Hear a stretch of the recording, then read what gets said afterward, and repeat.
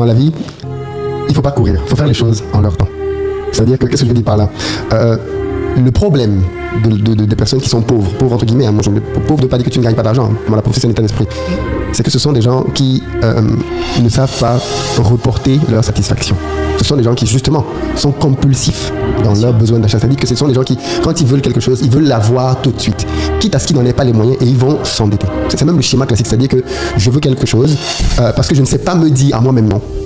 C'est pas le moment, je ne suis pas prêt, j'ai pas encore la ressource, je suis prêt à tout, quitte à ce que ça suppose d'aller prendre de l'argent à gauche à droite.